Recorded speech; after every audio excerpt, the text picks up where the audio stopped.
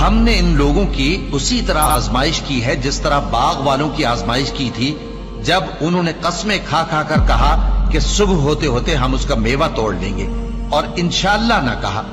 سو وہ ابھی سو ہی رہے تھے کہ تمہارے پروردگار کی طرف سے راتوں رات اس پر ایک آفت پھر گئی،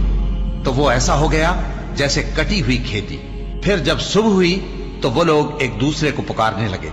کہ اگر تم کو کاٹنا ہے تو اپنی کھیتی پر سویرے ہی جا پہنچو۔ سو وہ چل پڑے اور آپس میں چپ کے کہتے جاتے تھے کہ آج وہاں تمہارے پاس کوئی فقیر نہ آنے پائے، اور کوشش کے ساتھ سویرے ہی جا پہنچے، گویا پیداوار پر قادر ہیں۔ پھر جب انہوں نے باغ کو دیکھا تو ویران، کہنے لگے کہ ہم رستہ بھول گئے ہیں، نہیں بلکہ ہم بے نصیب ہو گئے۔ ایک جو ان میں سمجھدار تھا بولا، کیا میں نے تم سے نہیں کہا تھا کہ تم تسبیح کیوں نہیں کرتے؟